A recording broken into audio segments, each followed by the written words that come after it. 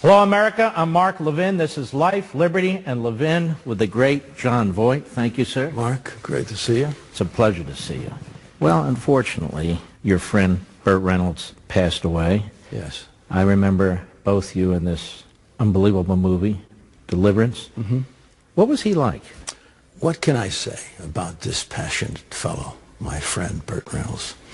Burt was, he was a dynamo. He was dangerous to me, and when I was making Deliverance, I was always a little bit afraid if I had to get in the car with him because he was a stuntman, and he always took us right to the edge, and in some way he lived his life like that a little bit.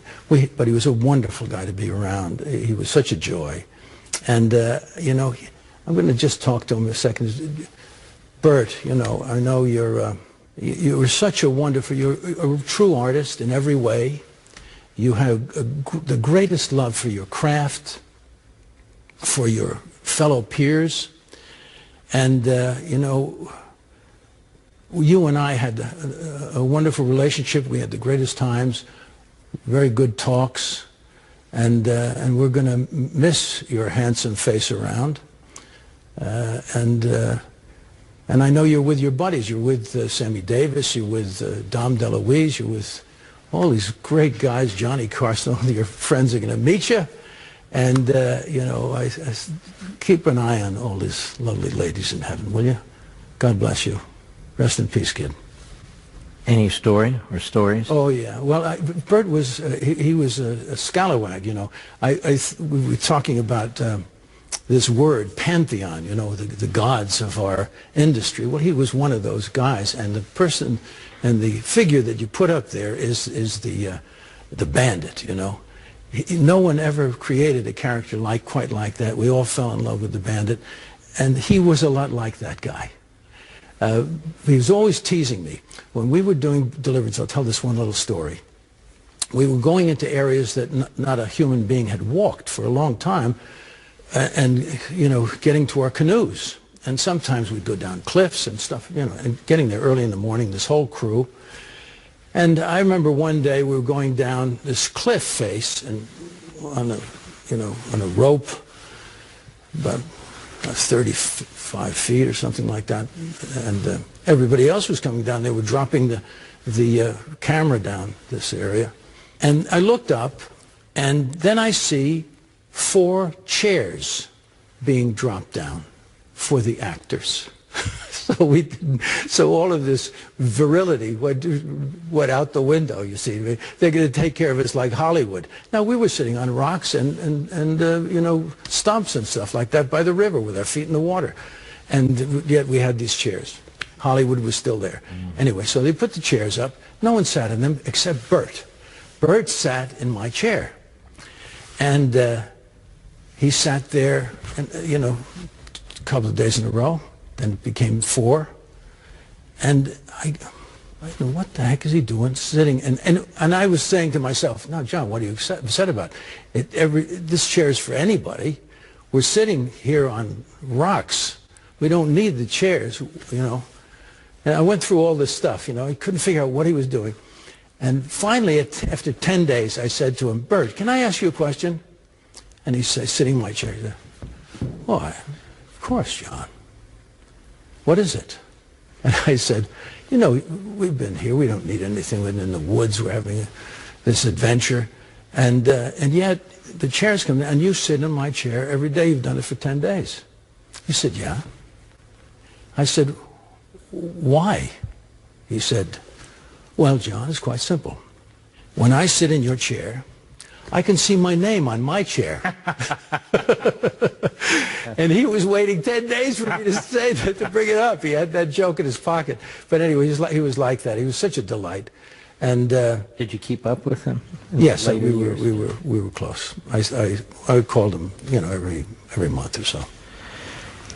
Let me ask you a question. I don't know if people know this. I think many do. Mm-hmm. But I've noticed you have quite an affinity towards the state of Israel. It's almost central to your life. Why is that? Well, this story has a beginning. My father was a golf professional in Scarsdale, New York. He had 3 boys. We were 1 year apart. the reason why he had this job at Sunningdale Country Club was because these Jewish people, it was a Jewish club, German Jews, they came to this country, wanted to play golf, wanted to join one of the clubs, and weren't allowed in the clubs. So, they didn't complain. They went around raising the money to buy land, and they built the club. And because of their ingenuity and because of their flexibility and vision, my dad had this job. So I knew at a very early age the insanity of anti-Semitism. I remember when in the 40s, I was born in 1938, in the 40s, I remember seeing a Life magazine picture of a little boy behind barbed wire. And I identified with that boy. I said, that could be me. What are they doing to these people?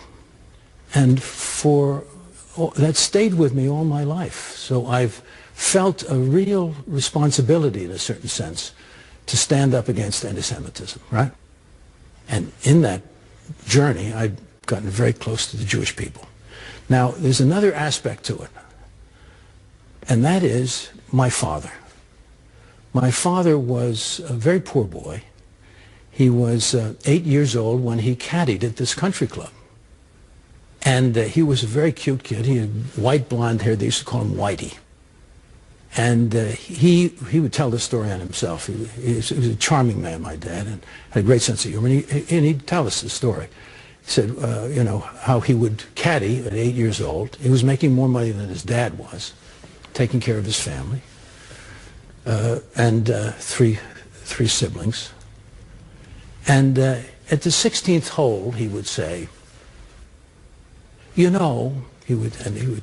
this wonderful way of, he was a good actor, my dad, in some ways, although if you put a camera on him, he became nervous and did other things, but he had this way of being, And he said, the 16th hole, this little boy would say, it's my birthday today.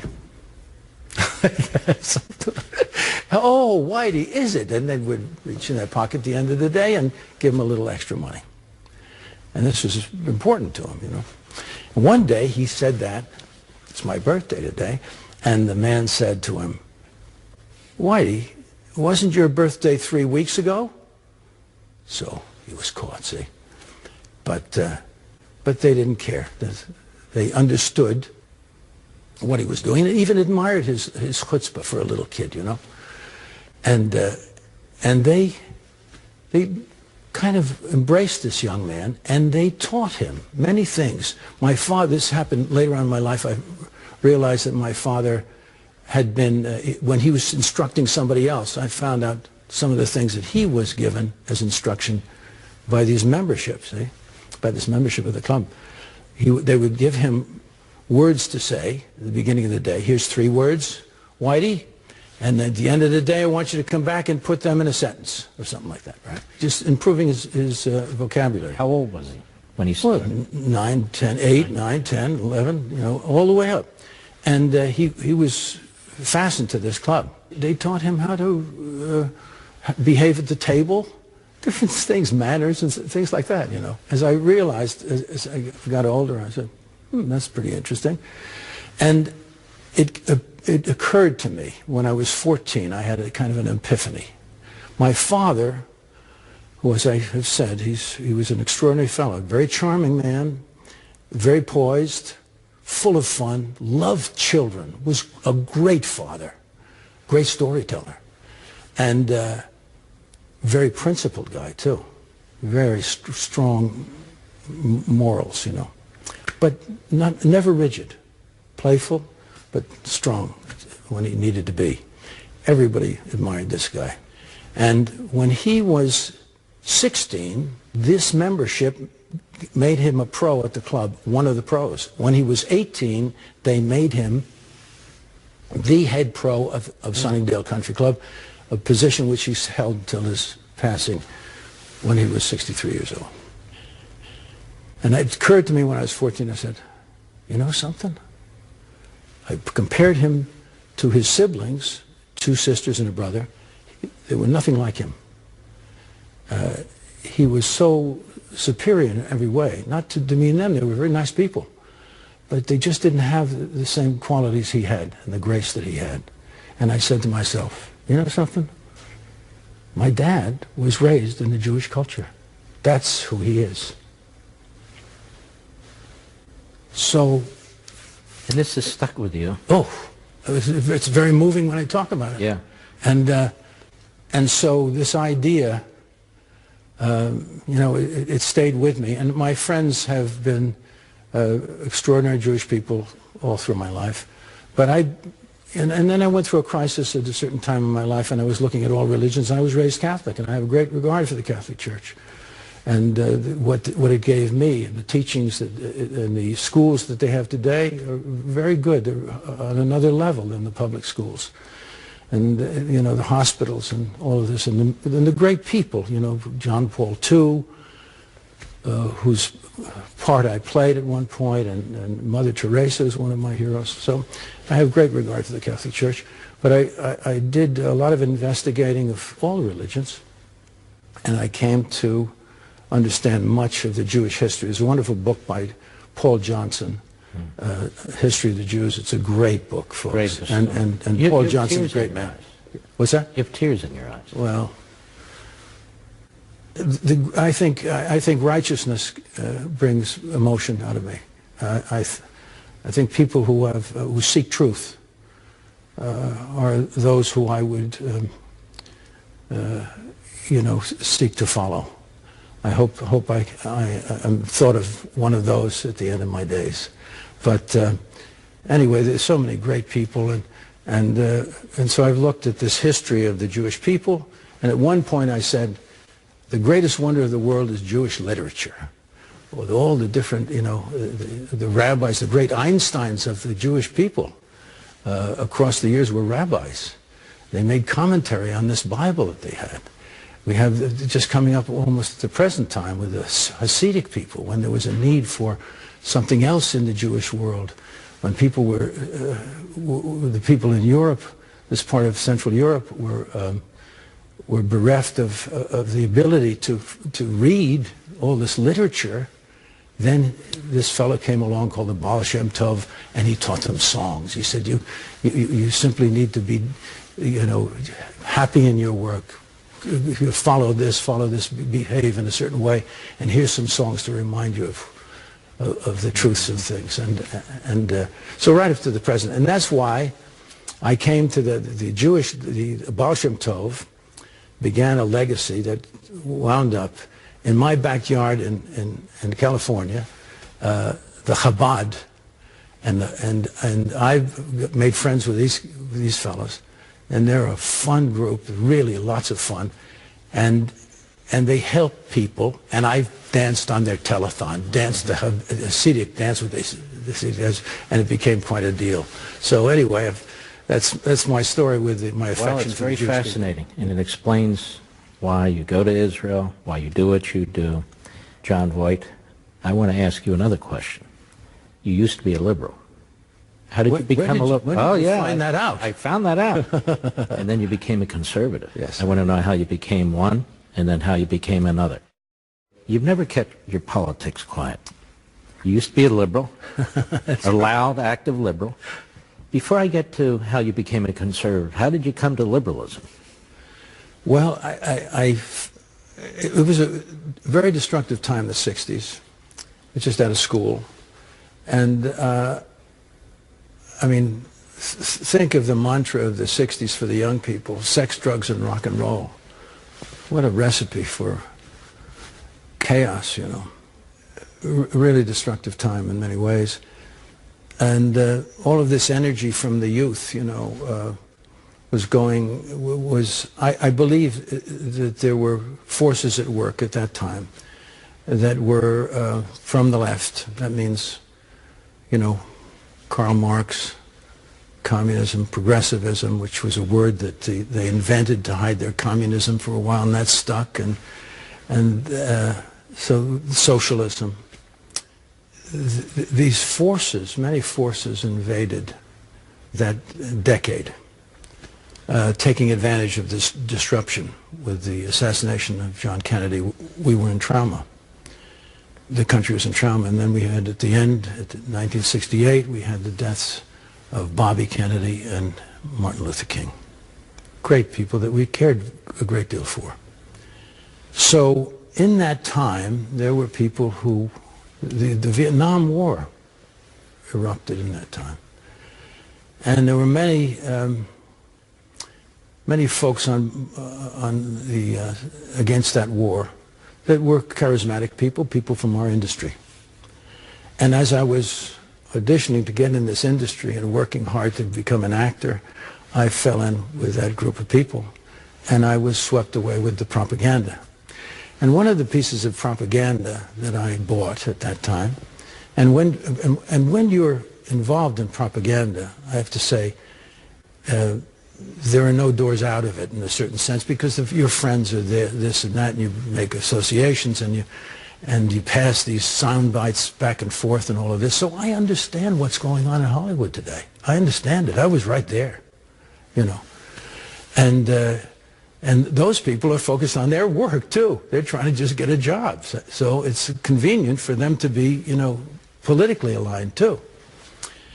So I was one of those guys, and I believed what I had been ingesting.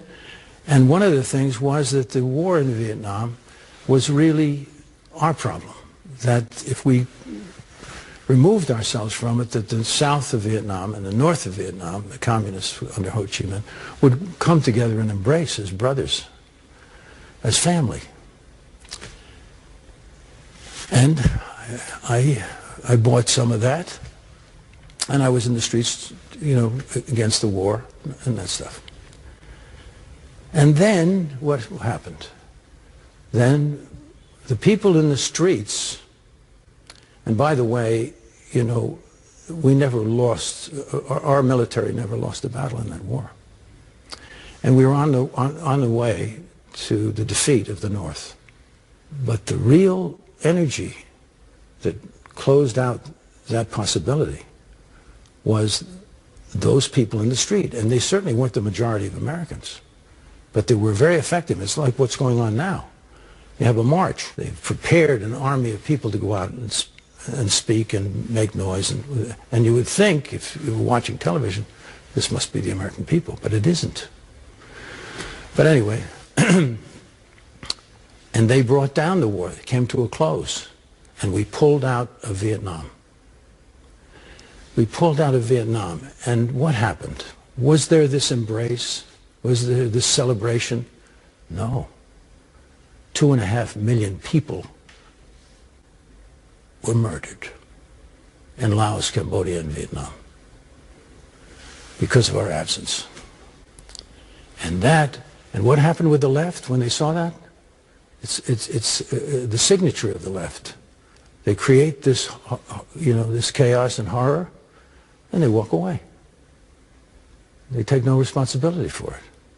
That's what happened to all my buddies. Mm-hmm. They celebrated. We won the war. We won it. We won our war. And there was this bloodbath. I remember Joan Baez had a little piece in the paper, and it was the only single voice from all of the left, and she was ridiculed for it or put aside for it. And I thought to myself, she's right. And we were wrong. That's the turning point. That was the turning point. And it took a long time, because propaganda is dangerous. It gets into our system. It's reinforcing. Yes, it is. And it took me a long while to pull completely out of it. But little by little I did. And then I saw that the answer, much like Reagan, when he said, you know, the Democratic Party, I didn't leave the Democratic Party left me. Well, to some degree, I have to say the same thing happened to me, or anybody who's a conservative now and was at that time on the other side. Because when you look at, let's say, John Kennedy's inaugural address, his inaugural address would be deemed today by the people who were in Hollywood, and my friends in Hollywood, and the people over the country who are on the left, as some radical nut from from the Republican Party.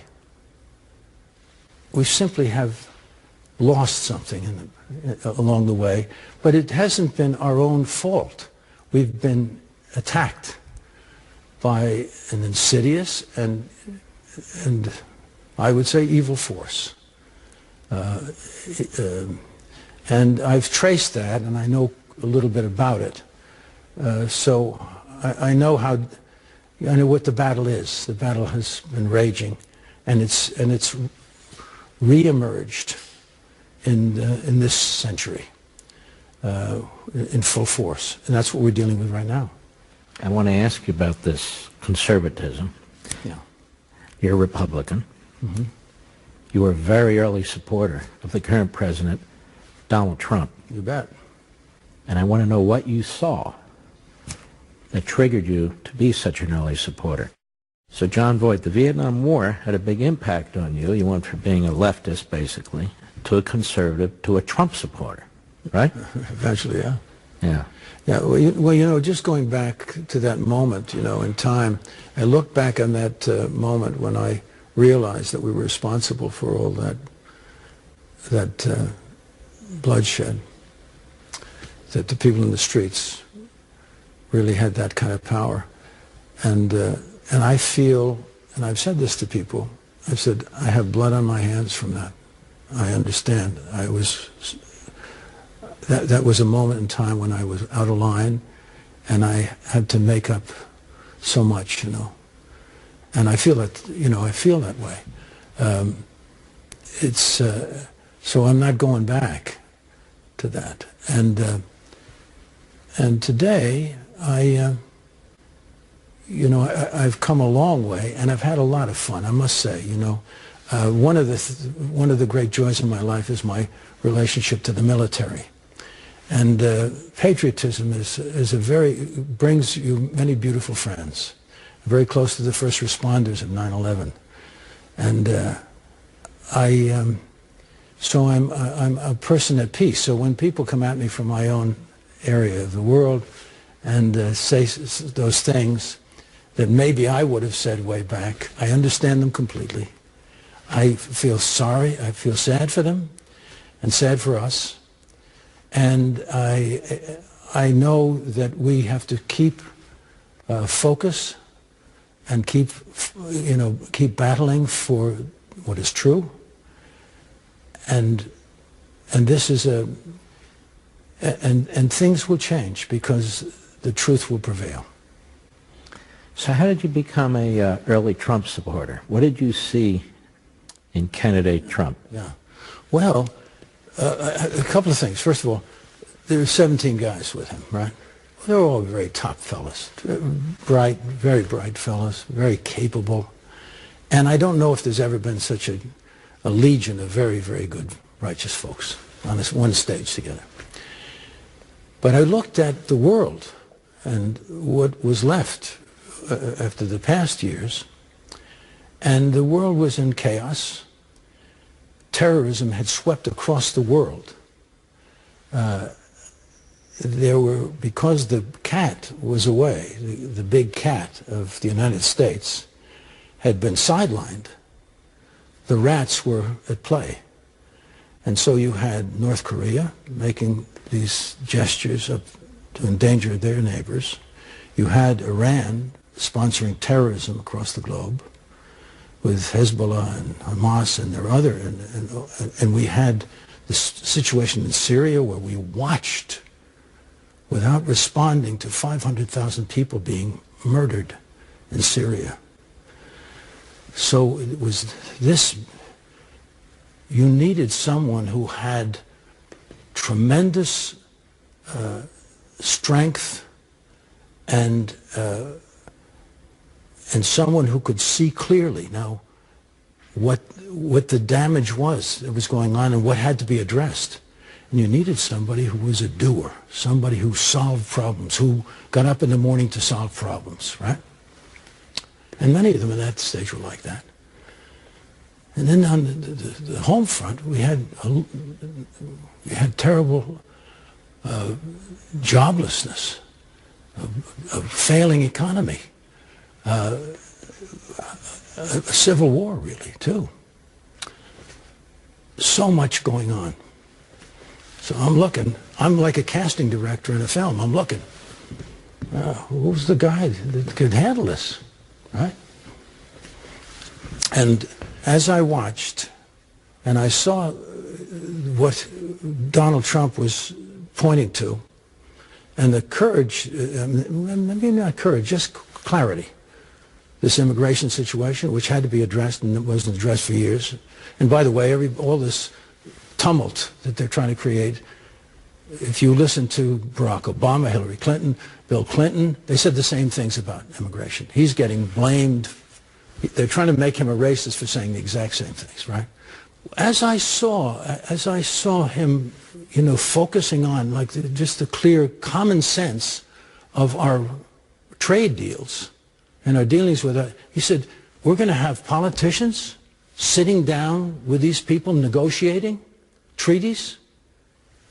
This was an eye-opener for me because, yeah, of course they've negotiated nothing.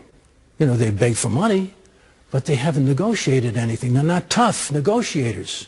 They're not card players. They don't see what's going on the other side of the table. That kind of thing, right?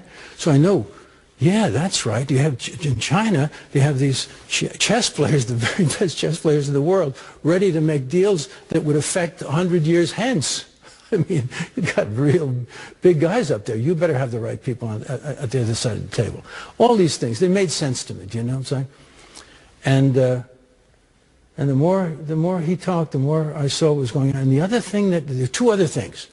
One was he was happy in a battle. Somebody came at him, he was happy to respond in kind. It took no energy from him. And we had seen, you know, we had seen the attacks against George Bush, Mitt Romney, Sarah Palin, all of these lies and slanders that covered them and defeated them in the end. So you supported Donald Trump early, John Voight. Yep. You said there's two reasons. One, you liked the fact that he had clarity and he fought.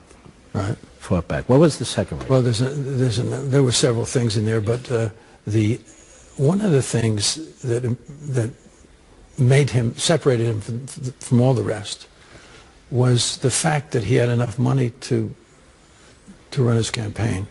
And he didn't have to seek huge amounts of funds for his reelection to keep somebody in his pocket so he could always have that cash to run on. Now this area is a very tough one for people who are in politics. It should be looked at, it should be repaired, because it's gone way beyond what it should. You know, the amount of money that even local politicians have to raise is out of line. But you liked that he was self-funding. He was self-funding, and that meant that he wouldn't have anybody that he had to, that he had to appeal to in his decisions, which would have to be very strong and tough decisions.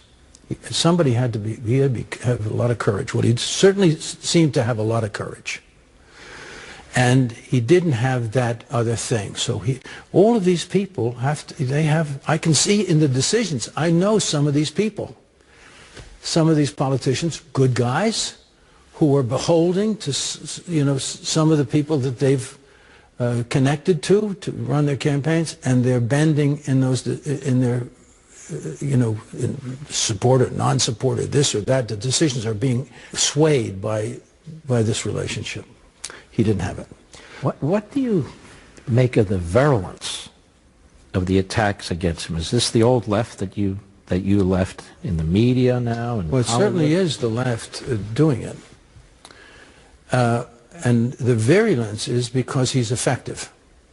That's what the virulence comes from.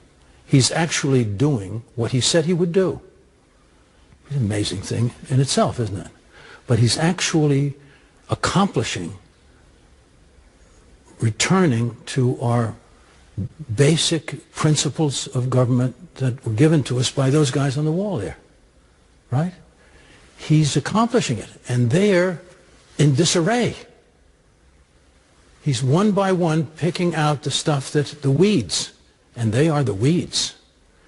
And so this is their dying breath. They have to stop him somehow. So you see these very extraordinary things that they come up with. That's what they do. They're conjuring lies and slanders against this man trying to destroy this presidency. It's that simple. And you talk to me like this, and it's going to be seen all over the country, including way back in Hollywood. Do people come up to you and say, John, what's going on? John, you're going to hurt your career. Or is it, we expect this from John Voight. It's well known now that he's an outspoken patriot, conservative. Yeah. Well, you get a little of everything, of course. You also get guys that come up to you and say, hey, Johnny, great, keep going, will you? Other actors? Yes, other actors, you know, people in the business. Yeah. I get a lot of support from people I appreciate, who I respect. So it's not all one way. And also, you know, I like my peers. I like them. We're in the same industry. I understand them. But do they like you? Well, it's not so important to me. You see what I mean? That's not important to me. Yeah. I mean, it may be important to me if I require, you know, work. But there's enough people around who are of a conservative nature. But Hollywood has been infiltrated. Why? Because they're important. That's why the left is focused on Hollywood. That's why they're focused on our universities. And that's why, you know, and if you can look at that subculture of the left, they know exactly what they're doing. You know, they've organized, you know, and been very effective. So we have a big job on our hands because our children are not being raised to appreciate our the greatness of our country, the greatness of our founding, you know, principles. And thank God for Mark Levin. He is the watchman over this treasure. And a person who can explain the beauty of it and knows exactly where the attacks have chipped away at it, too. Because we have to get all that back. You're very kind. So John Voight, you were an early supporter of Donald Trump. How's he doing? I met someone on the plane flying to make this appointment with you. A friend of mine is conservative, a woman, actress, very good one. And I said, so what do you think about our man? And she just did this. That's me crying. It was her, too.